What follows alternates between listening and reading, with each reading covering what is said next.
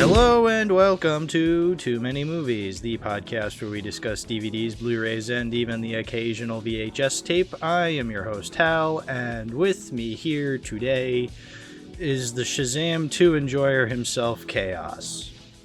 Hello, everyone.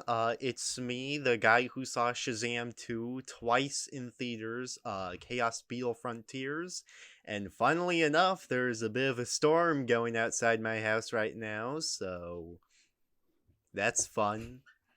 You're gonna get struck by lightning.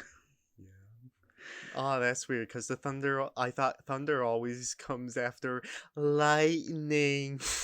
Ka-chow! Yeah. Oh, great.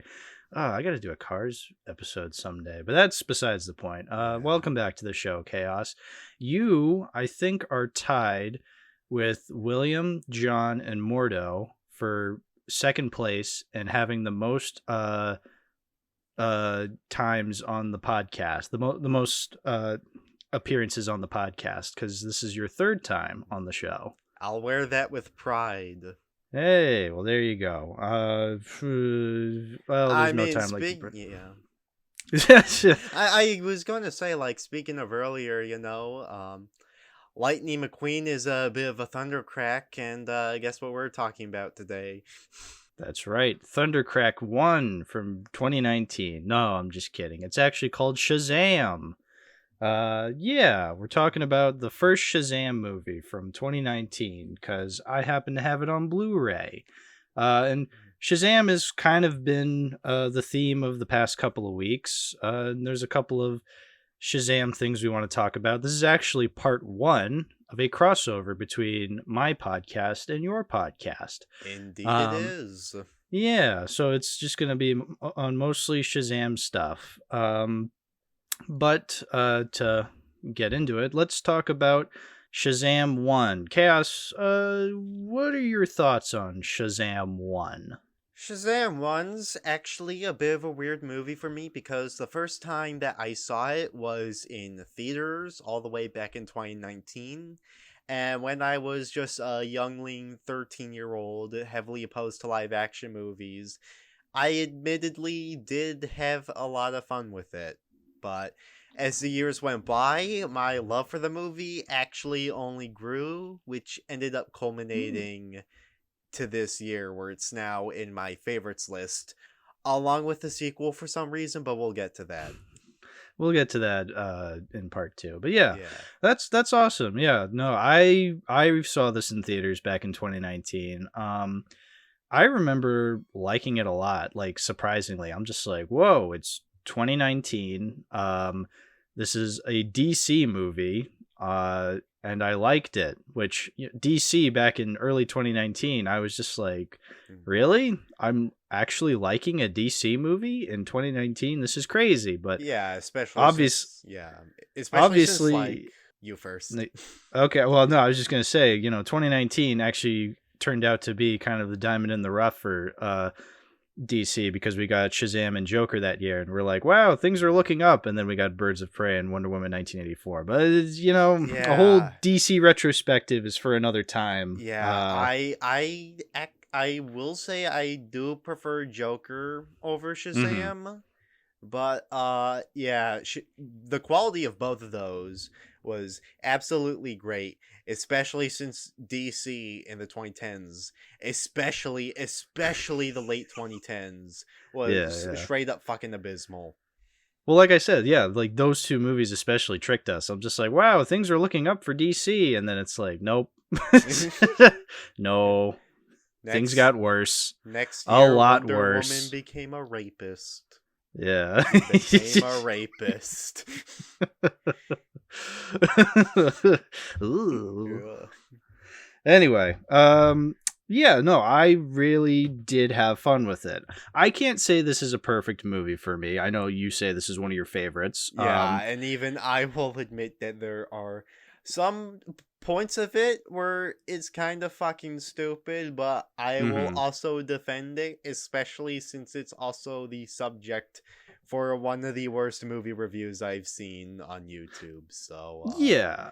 Well, here's the thing, like, no matter what issues I have with it, it's probably like little stuff, like little cliche moments that you feel like it's a studio movie, of course they're gonna throw this kind of stuff in there. It's like, I get it.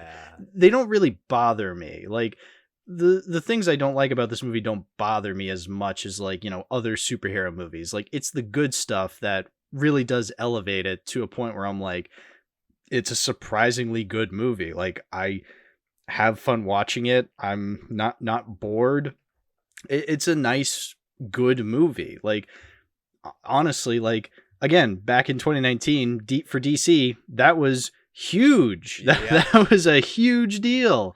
And I mean, looking back at it, and obviously we've had some good stuff since then, but like, for sure, it still is a huge deal. So yeah. If I can also give some extra compliments to this movie, please do. I would say some of my personal favorite comic book movies are based on superheroes I've already been attached to, like Superman 1978, The Batman, Spider-Man 1 and 2, and it's if it does end up being at least somewhat unironically good, it'll also probably shoot Blue Beetle up to my favorites, because Jaime Reyes is my personal favorite DC character. But for the, I think, very exceptional and very good comic book movies are ones that get me to check out the source material and make me end up being a fan of those characters.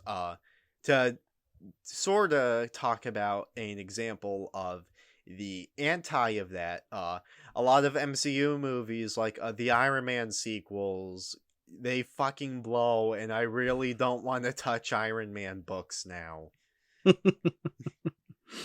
But there are two movies in particular that really wanted me to three movies in particular that really want me to get into the source material more.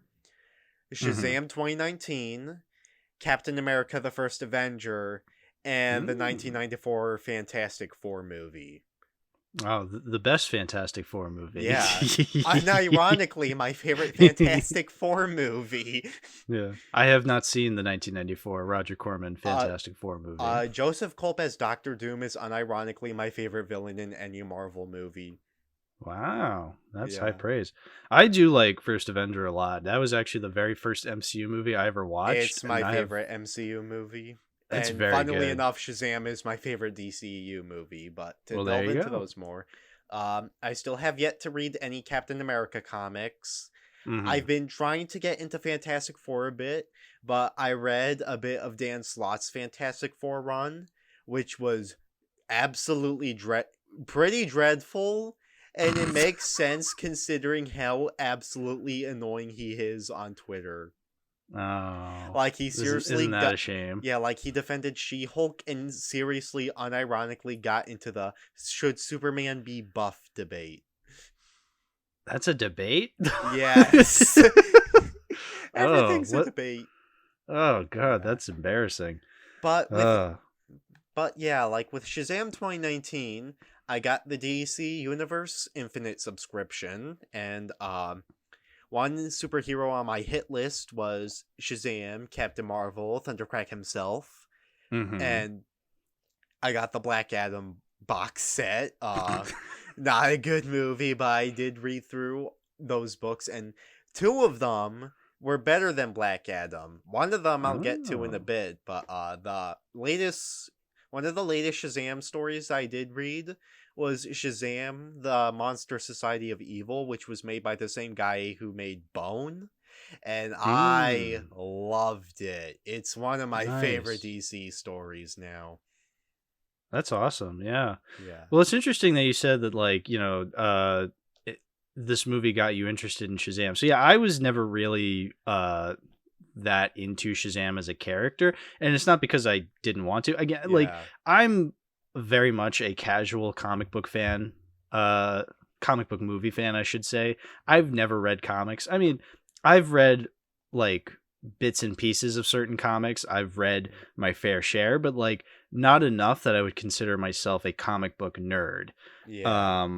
So like the extent of my knowledge of, like, you know, superhero lore is like the movies and stuff like that. Yeah. So I was aware of the character of Shazam before watching this movie, but I do feel like this movie kind of gave me more of an appreciation for this character, and not just this character, but like the kind of subgenre that this movie is. So this movie is essentially kid turns into adult.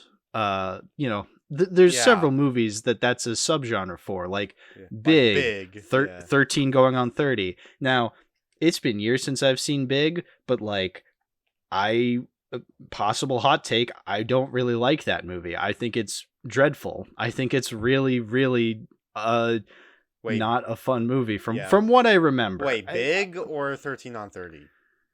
Big. I have not seen 13 going on 30. I did see Big a few years back, and I thought it was good, but I can like sort of see that, especially since I stated this on Letterboxd before. Shazam 1 is Big, but better. Yeah. No, absolutely. Like, so again, it's been a couple years since I've seen Big. I have not watched it in a while, so like there's a good chance maybe I just need to revisit it. But in any case, even if I do revisit it, I probably will still prefer Shazam 1. Like, I feel like this movie does this a lot better because, well, there's a lot more going on, but like, it's kind of more interesting because it's not just a kid turns into an adult, it's a kid turns into a superhero. Like, you can do a little more with that, and I feel like they take advantage of that. Part of the appeal of the character of Shazam, right? I think part of why the movie does work well, and to a lesser extent, but still solid extent in the sequel. Hot take that Twitter isn't going to like me for some reason. Zachary Levi does a really good job. He is entertaining. Now, the one thing I will say that has always kind of bothered me, and it bothers me a lot more in the sequel, it kind of bothers me here, but I can kind of forgive it, is that there seems to be a very big difference between Shazam and Billy Batson. Now, I've seen people talk about that. The reason I can kind of forgive it here is because, when Billy turns into Shazam, he's, a lot more animated because, well, he's in a new body. He's experiencing something brand new. So, like, this is kind of a new experience for him. So he's just, like, kind of, like, going a bit crazy, trying to, see this as normal. So it's like, okay, he's a little more animated when he's in the body that he's not so used to being in. So it's like, I can kind of forgive that. And also, Zachary Levi is clearly like giving it his all. So like, even if it doesn't really line up 1-to-1, it's still an entertaining performance. Like, it's, he's not like this brooding, super serious character that you see in like a bajillion other superhero movies. Like, he's being light and fun and bouncy, but not in the MCU way where it's cringy. Well, sometimes it's cringy, but not as often. And I do think it's done weaker in the sequel, but I do have some defenses for that, and again, I'll get to that when we get to that. Sure, exactly. Yeah, again, that's one of those things that kind of bothers me, but it's not like something that like actively ruins the movie. Like, clearly Zachary Levi is going for something completely different than Asher Angel, but that's okay because both of them still have their fair share of good scenes. Like, Asher Angel, when he's Billy Batson, is actually kind of good. Like, whenever he especially during the scene when like he's walking away from his mother, it's like, holy shit. Like, I do think that Asher Angel does do the better job, even if I do like Levi. I think because, Levi's clearly going for a more comedic performance, whereas Asher Angel is going for more of a serious performance. So, like, the fact that a kid can pull off a serious performance is just really impressive no matter what. But at the very least, Levi does also help the comedic aspect of the movie. But before getting into that, I do have a little bit of a theory, and it's a weird theory, but it kind of makes sense to me, especially because it's Twitter. Sure. Okay, so before Shazam 2 dropped, a lot of people on Twitter did not like Levi because of like one anti-vax tweet he made, or like some anti-vax beliefs, which like I don't agree with that belief, but I think trying to cancel someone over that is like dumb. Yeah, and it was like one tweet? Yeah. And plus, like, yeah, celebrities are gonna say dumb shit. Yeah, like, and one of my friends, one of my friends said something like about MAGA stuff, but I looked it up and I never saw anything of the sort. So take that with a grain of salt. Yeah. Now, when Gunn was asked about removing Levi after the tweets, he gave a very based reply and said, I can't just fire people based on stuff that we disagree with. Well, I mean, especially since, Gunn was fired from Disney for, making jokes from years ago. It's like, Gunn would not be the person to fire someone over one thing. It's like, absolutely not. Yeah, and Levi still clearly has a good clearly does have a good relationship with the cast. Yeah.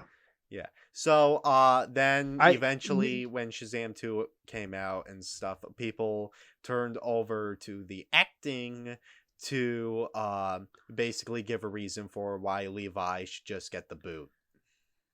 Which is weird. Like, he makes one dumb tweet and that should fire him. Like, come on, guys. Like, I've seen so many celebrities go through some of the same dumb shit, and it's like one of the many reasons why I cannot stand Twitter, because we treat celebrities as gods, but we also treat them like devils. Yeah, it's like, well, I mean, that's what this movie kind of touches upon. Like, here's this kid given this power, like this ultimate godly power. He's gonna do some dumb shit as a kid with godly power. Like, when you give celebrities this much power, they're gonna pull some dumb shit. Like, they're also 12-year-olds. Yeah, especially since like the power of Shazam only ends up corrupting Billy more. And that doesn't help with Freddy also indirectly feeding his ego, which I guess to transition a bit, and yes, we'll get to the humor soon. This goes for both Shazam 1 and Shazam 2 until Blue Beetle comes out. So far, Freddie Freeman is my personal favorite character in the DCEU.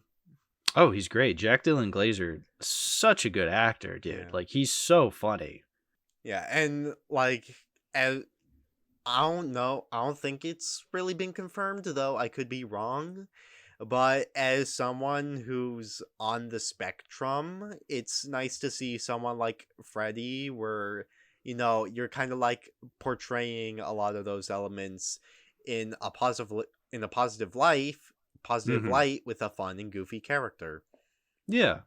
Yeah, no, he's one of my favorite characters too. Like, just the fact that, like, I love his outlook on life where he's just like, he makes these jokes because he doesn't want to feel sorry for, like, that's such a poignant thing for a character to say. Like, I like that a lot.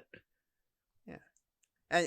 And like, yeah, and like the one scene where he calls out Billy after having the bus fell, and Billy just basically says that he's jealous. Freddy says, yeah, I'm jealous because I killed to have a body like that.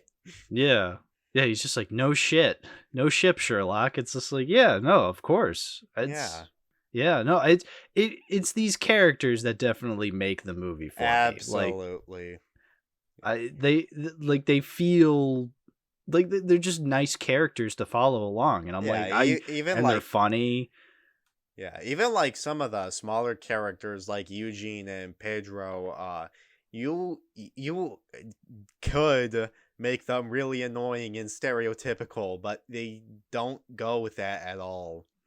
No, they don't. They actually, I mean, it's not the greatest, but for what the movie attempts with these characters, I think they pull it off just fine. Yeah. I like the family scenes in this movie. I think they're done really, really well. Yeah. Yeah. Again, something that's a little lost in the sequel. We'll get to that when we get to that. Something that's a little lost in something like Eternals, you know? Oh, Like, wasn't that supposed to be like a family movie? No, that was not supposed to be a family movie. That was just supposed to be a PG-13 beach sex movie. That's true. How could anybody mistaken that? That's like the second time where we referenced the beach sex scene in Eternals. Well, that's the only thing that movie has going for it. Exactly. And it's not very good. Oh. So, I wanted to bring up one thing that I noticed actually this time around that I really appreciated was that, the reason Billy gets his powers is because the wizard's just like, I'm trying to find the most pure of heart, and I choose you. And you're thinking like, oh, he chooses him because he's the most pure of heart. But then it's like, oh, it's such Care Bear bullshit. But then it's like, but then he also says like, I'm desperate. Like, he chooses Billy not because he is the most pure of heart, but because he's desperate. Yeah. And I like that because then that means Billy's not really a chosen one. He's chosen out of necessity. So like he really needs to prove himself in order to save the world and to continue the powers of Shazam. Exactly. To keep going. And it's like one of the main themes of the movie is that this is something that was especially lost in transition with the review that I mentioned earlier, but no one is pure. Literally no one is pure. We all have our own flaws and our own temptations. That's what makes an interesting character. I'm gonna tell you, if Billy was called before the sins got out, he probably would have taken the eye. Probably, yeah, honestly, because he's a scrappy young lad. Yeah, and I want to use that to segue a bit into the particular book it's based on. Mm-hmm. So, again, I read the Black Adam box set. It had 2 Black Adam stories, Black Reign and Rise and Fall of an Empire, and those were much better than the movie. However, the other book it was paired with was Jeff Johns' Shazam for the New 52, which was a story told in multiple issues of Justice League. It is so fucking bad, and it is so much worse than the movie. Oh, how unfortunate. Like, especially Billy, because in that book, Billy is a manipulative asshole who calls the people who adopted him idiots. And when the kids try to welcome him, he lashes out at Darla, saying that they are not his family, with no remorse whatsoever. Oh, that's awful. Yeah. Like, see, in this movie, like, yeah, Billy can be a bit of an asshole, but like, he's not like awful. Like, he's just kind of like he's like a teenager, like dealing with like the sappy dappy bullshit. Like, he's just trying. Yeah, and on top of that, when he was adopted, literally everyone in the family knew what he was going through. So when Billy sort of lashed out at Darla just acted sad but gave him a hug, and Freddy said that he would just cover it. Yeah, it's like, geez. And speaking of the thematics that we were talking about earlier, sure. How it was done in the comic is that Billy tells the wizard that there are no good people. There are only horrible people. Good people get eaten away by horrible people. And you're a fool if you're trying to... And you're a fool if you're trying to find someone who isn't a piece of shit like me. And then the whole class clapped. I genuinely hate that book so much, and I think the only reason why I have it at 3 out of 10 is that, in spite of how dumb it is and absolutely pointless it is, funnily enough, Black Adam was in that story, and he has like some of the only sort of fun bits. Yeah, wow. Ironic that you like the Black Adam stories, but not the Shazam stories. Yeah. Also, yes, Black Adam, the movie, is better than Jeff Johns' Shazam, so, Ooh. Yay. Yeah. Yeah. Which, I actually heard about the behind the scenes for this. Apparently, for the 2019 movie, there were plans to like put Black Adam in the movie, but Rock wanted Black Adam to have his own movie. So, even though we got a pretty fucking awful anti-hero movie and some interference with the post credits for the sequel, I think Shazam 1 benefits heavily with Black Adam's lack of presence. Yeah, it definitely does, which is nice. I just got to ask, like, why did The Rock want to play Black Adam of all characters? Because he wanted to be the one Black Adam that was the greatest Adam that could have ever Adamed. Yeah, but like he knew it was a villain character, right? Yeah. Like, didn't they tell him that? Like, hey, by the way, this is a villain character. I think I've heard this, but I think he mainly wanted to do Black Adam because he liked how badass he was and how he killed tons of people. Like, okay, yeah. There's like a million characters like that in the DC universe and maybe even the Marvel universe. Yeah. Like, why do you choose the one guy who's a villain when he's contractually obligated himself? Like this is his fault. Like he's done this to himself. Yeah. That he only plays good guys in movies. Like, I think the only other reason is because Dwayne Johnson does kind of look like Black Adam, just without the elf ears and the receding hairline, and the fact that Dwayne isn't even Egyptian. Yeah, man, it's god, just what a shit show. But yeah, speaking of not a shit show, Shazam 2019, it's a good movie. Yeah, you want to know what Shazam 2019 has? Mark Strong as my favorite villain, Dr. Thaddeus Savannah from the hit film Savannah. Is that a movie? No, but anyway, yeah, no, I'm glad you brought up Mark. I'm glad you brought up Mark Strong because, like, yeah, he's a really good actor, and he was really good in this movie. Yeah. Like, you'd think, like, considering the MCU curse of bad villains and DC just being cursed in all aspects of just not having any good characters, like that he would suck. But like, no, I think he was done really well, and I got a lot of ironic enjoyment out of him because he has the one blue eye. So every time he was on screen, I'm just like, Sans. He injected himself with a Baja Blast. Baja Blast. Yeah. But yeah, the way that Savannah is written in the movie is actually, a pretty interesting parallel to Billy. Because Savannah came from a wealthy family with a mansion over his head and tons of pie to eat from useless crap like that. And he got John Glover as a father. Yeah. But even though he came from, a big family, he was treated by shit by both his brother and his father, which was what tempted him to go looking for the sins. And it's actually a pretty different version of Savannah from a lot of his other appearances.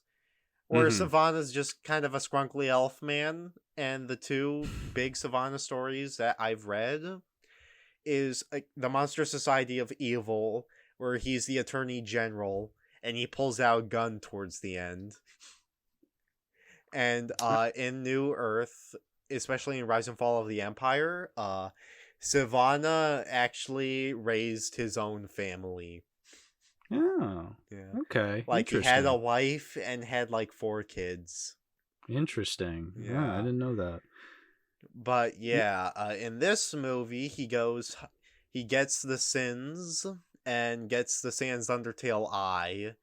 And, and in this movie, he basically has the power to go up against Shazam, which is one good reason why they didn't bring in Black Adam for this. Yeah, I still think he worked as the villain in this movie. I think he was a good, like you said, he's a good parallel to Billy. And he's played by Mark Strong, who's a really good actor. It works. Like, it just works. Yeah. Billy has one magic word, Shazam. Savannah has 4. Kill the little girl. It's such a. I don't know if that's a good line, but Mark Strong delivers it really well. He's so good. You know, he kind of reminded me of Alfred Molina as Dr. Octopus. That is high praise. That's honestly not a bad comparison, I must say. But yeah, Mark Strong. He's in Kingsman: The Secret Service, and he's also in the Dark Crystal show on Netflix. Oh, I still need to watch that. Yeah, no, he's really good in that too. He's very, very, very good actor. Highly recommend any movie he's in, even if it's dog shit. Has he been in anything dog shit? I actually don't know. Yeah, I'm not sure. I can look that up later, I guess. Yeah. Oh well. Yeah, as far as I'm concerned, he's been in only good movies. Good for him. Yeah. My favorite scene of Savannah was the post-credit scene where he was where he's writing on the wall like a caveman, and then we see, we'll hype him up more later, but we see the titular Mr. Mind, and he says the iconic line, "Hope the food's better in this joint." You got me good. You got me good. No, but you know what? Like, I guess we could talk about that more so with the second movie, but like I would have loved if Mr. Mind was the main villain in the second movie. Yeah. But also, like, when I first watched Shazam and I saw this caterpillar with a voice box, I'm just like, what is this? Who is this guy? And then after watching Lego Shazam, Magic and Monsters, I was like, oh my god, I get it now. I am a Mr. Mind entrepreneur, and Mr. Mind is one of the biggest Shazam villains, like right next to Dr. Savannah and Black Adam, and he is infamous for spearheading the Monster Society of Evil, with such members such as the Crocodile Men and Mr. Adam and Jeepers. Jeepers. Yeah, I would have loved to have seen more of Mr. Mind, honestly.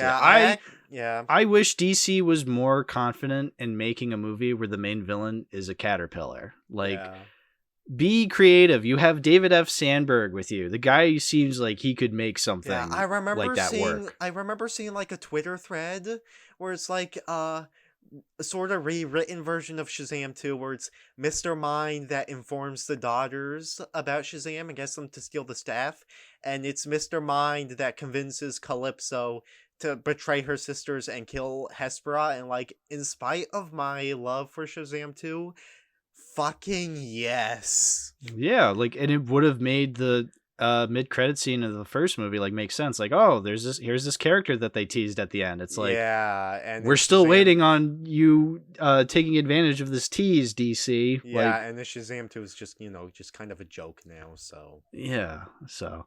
Well, before we get into the other Shazam movie we're going to talk about today, speaking of Mr. Mind, is there anything else you want to say about Shazam 1? One more thing that we forgot to address, the comedy. Sure. Yeah, I agree. The comedy. It's a very funny movie, and I think the two times I left the hardest were when Billy was thinking that he was invisible, and Freddy said, "I may have been testing invisibility and superintelligence at the same time." Yeah. And I liked it when Billy became Smash Bandicoot for a moment and said, "Billy, I'm gonna go over there and take you to the toilet." Yeah, no, I agree. It is very funny. I mean, obviously there are times where you're just like eye rolling, like general audience comedy, but like it's quaint. Like, I don't know. I didn't mind it in this movie as much. The other time where I like laughed the hardest out of any of the DC movies was when they were trying to see if Billy could jump over a 50-foot story building in a single bound, and when he tries, he just crashes through the window. Yeah, exactly. And it's immediately followed up with, "Your phone's charged. Your phone's charged. Your phone's charged." Yeah, exactly. Yeah, no, those were funny scenes. Yeah, they're funny. I love exactly. Stuff like that. Yeah.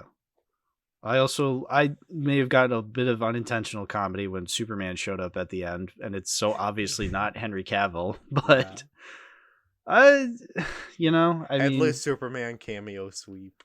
yeah, you know what? I'll give Black Adam that. They didn't have Headless Superman cameo, so Yeah.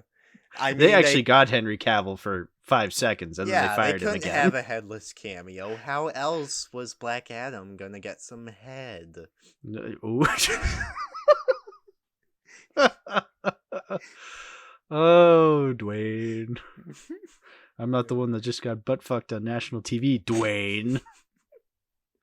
You still owe me $16, Dwayne. Yeah. So, I guess we should, final thoughts. Shazam 1, very good movie. I love it to bits. Would you keep it on Blu-ray? Well, I'm glad you asked, because I happen to have it on Blu-ray. Not only do I have it on Blu-ray, I have it on Blu-ray with a slipcover that has the hologram cover on it. So like you can like flip it and it's like, oh, it's Billy Batson. Now it's Zachary Levi. Now it's Billy Batson. Now it's Shazam, Zachary Levi. And then oh my god, Morbius ripped it off. I know. You know what? I'm recording this after, like a week after I recorded the Morbius episode. I forgot to mention that my Morbius Blu-ray had a hologram slipcover that I could scratch, but you know, it's whatever. There was too much to discuss during that episode anyway. Yeah. But anyway, to answer your question, yes, I would own this on Blu-ray. Again, it's not a perfect movie, but for what it is, I enjoy it a lot. I could watch it again. It's honestly, I think it is my favorite movie in the DC extended universe. You know, not that it's a real tight competition. I like the only good DCU movies that I can think of until Blue Beetle comes out. Please let that be good. Are the Shazam movies and the Suicide Squad. And the Suicide Squad is a great movie, but I don't think I would personally ever call that a favorite. Yeah, no, it's been a while since I saw the Suicide Squad. Like Same I literally have not thought about it since I first watched it. Like, yeah. I mean, I don't hate it. And I've already watched both Shazam movies twice in recent times, and for some reason I did the same with Man of Steel, BVS, and Black Adam, in spite of those movies being monumentally worse. Yeah, honestly, I'd probably return to Aquaman again before I visit the Suicide Squad. Oh yeah, I watched a bit of Aquaman. That movie's awful, but it's epic. Yeah, he can talk. It's objectively epic. He can talk to the fish. Yeah. Oh, that's gonna be a fun episode someday. Someday, yeah. But not today. Not yet, Minion. Not yet. Not yet. Yeah. So anyway, yeah. Shazam, Blu-ray, keep. And would I own it on Blu-ray? I do have plans, but for people who know my podcast, A Whole Lot of Chaos isn't just about movies I watched. It's also about shows, books, and games. And as someone who spends his money on other memorabilia, Shazam movies I'll try to get soon, but it's kind of rare that I do buy this stuff. And I have plans, but I'm probably not going to do it right now. Guess we can finally start talking about the better movie. The better Shazam movie that you made me stream during movie night, yeah. For my birthday. Yeah, happy birthday, you son of a bitch. You made me watch Lego DC Shazam. What the fuck is it called? I keep calling it Lego Shazam. And Monsters. Okay, yeah. So I keep calling it Lego Shazam because that's what it is. It's literally just Lego Shazam. It's a Lego made movie. Not Lego as in stop motion Lego. No, that would be, neat and cool. No, it's CGI Lego. Can I just say, so let me just go on a little rant.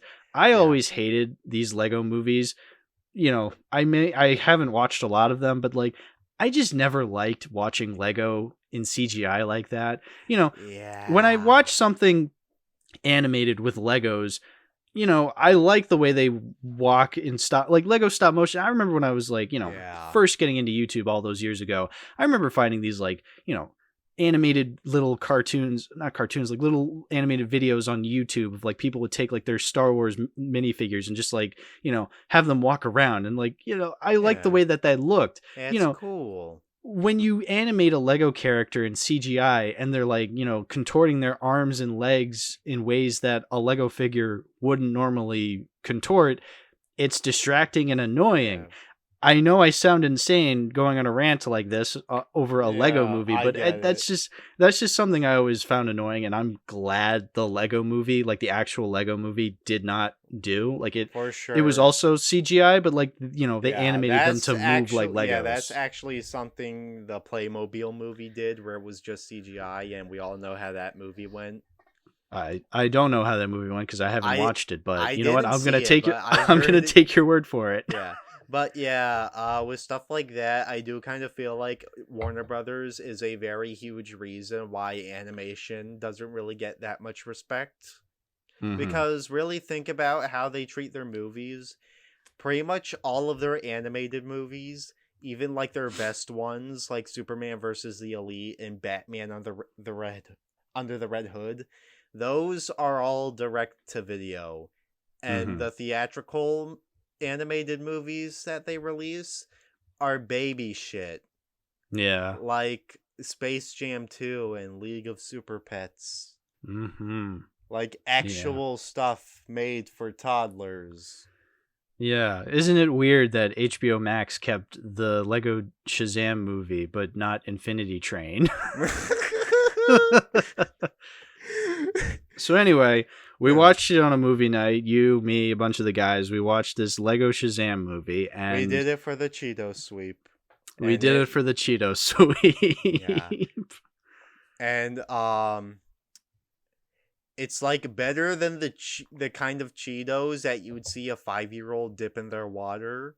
Do 5-year-olds do that? I was in a restaurant once, and I was with this toddler, this young kid who kept on dipping his chips into the water. I wanted to throw up.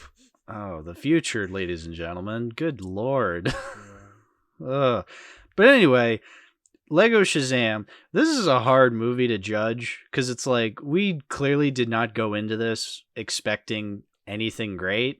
It's like it's Lego Shazam. Like this movie was made for babies and kids that don't really know who Shazam is, or maybe they do, but like it's not a movie that I was really expecting anything from. And well, I got exactly what I was expecting from it.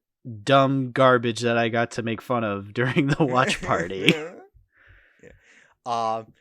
One of my favorite parts of the movie is the voice cast, and like some parts I did expect, like Tom Kenny being Penguin. He's been a good Penguin since like 2004.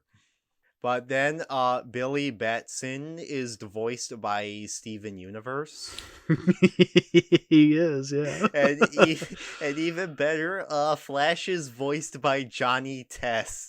Yeah, and it's literally just those voices. Like, I know these actors can pull great voice performances. Like James Arnold Taylor, who just basically is Johnny Test. Like he can pull. Like he was Obi-Wan Kenobi in the Clone Wars series, and he's really, really good in that show. Like so good in that show. But like, yeah, in this, he's just doing his Johnny Test voice. The guy has a fiery hair and a turbocharged backpack. Flash, why are you running? I blew up Malaysia. The Justice League uses them like a lab rat. Oh, God. Oh, yeah, speaking of the voice cast, Batman being voiced by voice acting legend Troy Baker. Yeah. But he just sounds like Zap Brannigan. And I made that my review on Letterboxd. I was just like, why was Batman voiced by Zap Brannigan? Haha. But then someone in the comments was just like, actually, it's not the same voice actor. It's Troy Baker who is... And I'm like, dude, I don't care. Yeah. Like, I was making a joke. Yeah. A fun fact, though, Troy Baker has actually voiced Batman plenty of times. especially in the DC animated movie universe that's based on the New 52 and mostly pretty shit. Like, that universe has my actual least favorite movie of all time, so... Oh, wow. Well, then, I mean, I didn't mind the Batman voice. I just thought it was like a comedic Batman voice, similar to how like Will Arnett does Batman in the Lego movies. Where it's just like, it's supposed to be stupid, but I could never imagine a serious Batman movie with this kind of voice performance. Somehow Billy Batson found out how to sneak Gatorade into Mount Justice. Oh man. Yeah. I will say I was actually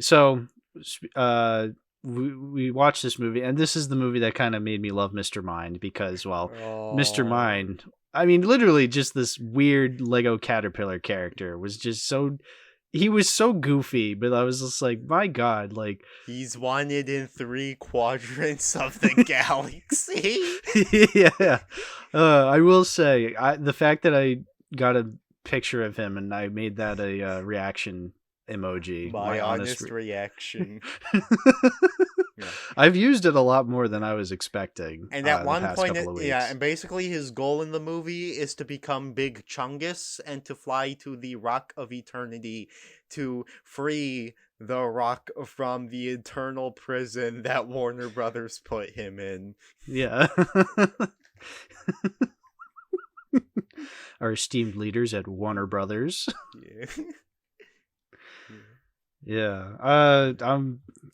Please take over this conversation. I have literally nothing to say about this movie other than it sucks. I gladly will. So this movie also has the very titular Monster Society of Evil, which has some of the greatest villains in DC history, like the Mighty, the Crocodile Man, the Dummy, Jeepers. Yeah, that's right. Jeepers is such a Chad. Yeah. You know what? I thought was Solomon Grundy the first time because I'm just like, oh, this big creature looking character. I thought that was Solomon Grundy, but nope. It's a completely different character. Yeah, the thing with like Captain Marvel, Shazam, whatever, is that even though he's like one of the oldest supervillains around, aside from Savannah, Adam, and Mr. Mind, and maybe the Daughters of Atlas in the new movie, his rogues gallery is actually really lackluster. There's only a few that I think are particularly memorable, like the Crocodile Man, Mr. Adam, Johnny Sorrow, but even then, Johnny's more of a Justice Society villain. Fuck, even Sabbac from the Black Adam movie is one of those rogues. The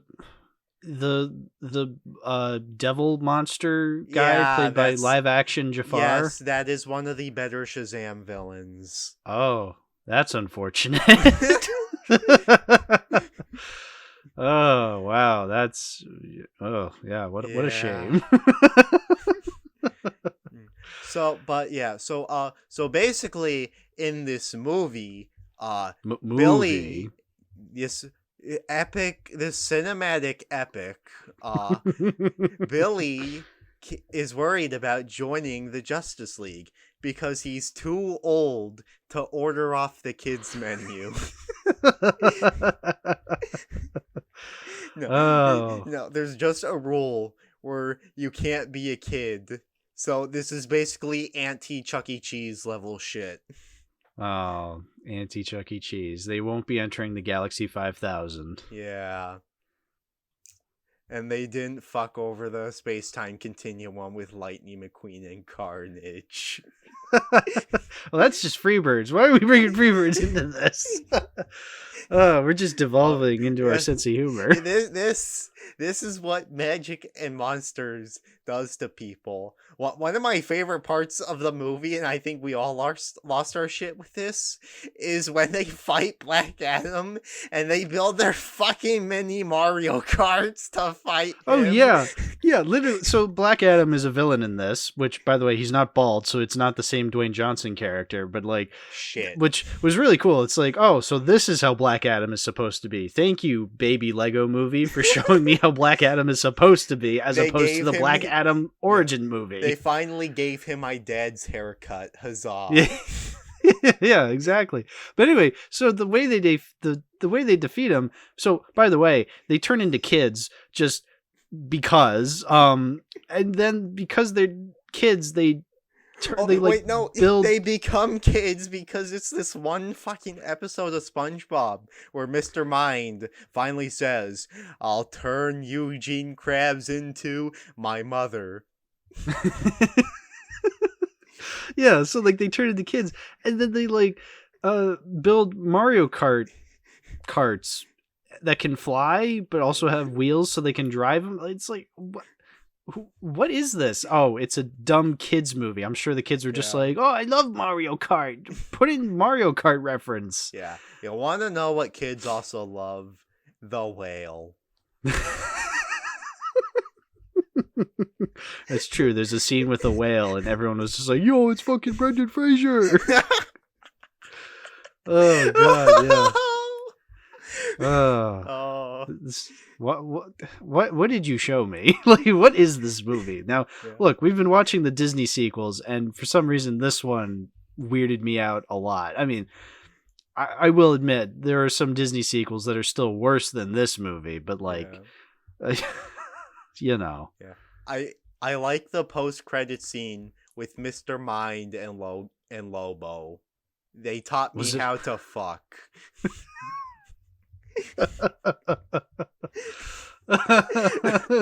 Nobody's gonna understand that reference. That's what makes it funnier. I know. Imagine if I just talk about this movie on my podcast sometime with someone who has not seen it, and then I just tell them the plot, and then they'll just have to take my word for it. That's literally what I did last episode with John. I explained to him the point of Morbius, except I didn't make any references to like watch parties. I literally just told him what happened, and he was still just like lost. Yeah, but I had to do it here because Mr. Mind is just that cool and epic. Yeah. Yeah, he is. Yeah. No, you know what we should do? We should just all meet up someday for Halloween, and we all just dress up as Mr. Mind. Oh god. This is a fucking caterpillar. All right, is there anything else you wanted to say about this stupid Shazam movie? Oh, I never thought I would talk about the Lego Shazam movie on my podcast about my movie collection. The wizard's hatred for moths paid off. Oh yeah, the wizard voiced by a Family Guy voice actor. Wait, really? Yeah, I thought we talked about that. Like he's voiced by a guy who's like a Family Guy regular. Like he voices like a bunch of Family Guy characters. Wait, before we wrap this up, I need to look this up. Let me look this up. Oh my god. I think it's Ralph Garman, if I remember correctly. Who does he voice?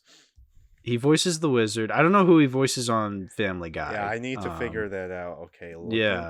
Looking this up on IMDb right now. Trust me, guys, this is very meaningful. D. Bradley Baker voices Jeepers. So I knew that. I recognized his voice. I'm just like, hey. So Ralph Garman. Yeah. Breaking news. Ralph Garman voices who? Let's see here. This is very nice journalism. So he's known for some of his roles in the Ted series. Okay. For John's dad in Stormtrooper, and his roles in Family Guy. He's just conspicuous roles like the various waiter, cab driver. Oh, my favorite Family Guy character. Yeah. Imagine if imagine if there was if this movie was like Once Upon a Weinstein, that one Family Guy episode. Yeah, when you wish upon a Weinstein. Yeah. And Billy talks to the wizard, and he basically tells him, "Be careful who you're calling a child, wizard, because if I'm a child, then you know what that makes you? A pedophile. And I'll be damned if I'll be lectured by a pervert." Oh, Peter. I have nothing else to say. This movie's just fucking magnificent. Yeah, I'm glad you have ironic enjoyment for it. It's not one for me, but that's okay. You know what? I have my fair share of ironic and ironically enjoyable movies, so I completely understand. I hope this is still on Blu-ray. Yeah, I don't know if it's a Blu-ray release. If it is, it's unfortunately will not be joining the collection. But you know, imagine if it gets a 4K release over the menu. It gets a 4K before Titanic. Yeah. Have you seen Williams' list on Letterboxd? I have. It's like seen all the movies that got a 4K before Titanic. Wait, Mr. Mine's been on 4K before Titanic. Ooh, nice. Yeah, nice. Because the Shazam movies got 4K, so we got to see Mr. Mine in 4K first. You know what? I'm glad for all this timeline's faults. I'm glad for that. You know what? I would not be in any other timeline. Yeah. The greatest timeline. The greatest timeline. Yeah. All right, Chaos. Please plug your things. Where can people find you? You can find me on Letterboxd and Backlogged and Serialized. I also have a YouTube channel where I make a similar podcast, Whole Lot of Chaos. I talked about the bad guys. It's not very good. And you can also follow me on Twitter. We're following me. Put Spider Knight on your feed, so that's a plus. There you go. Nice. Well, thank you for joining me on this part 1 Shazam adventure as we go into part 2 very soon. But before that, thank you all for listening to my podcast, my infinitely superior podcast, I might add. For real. Yeah. If you want to support the show, just give a like, give a comment, listen to us on Apple Podcasts and Spotify, or if you just want to listen to YouTube, that's cool too. Whatever floats your boat, Steve. But yeah, thanks for listening, and always remember, I need a Shazam quote to go off of. Chaos, say something. Thundercrack. Captain Sparklefingers. All right, thank you. Bye-bye.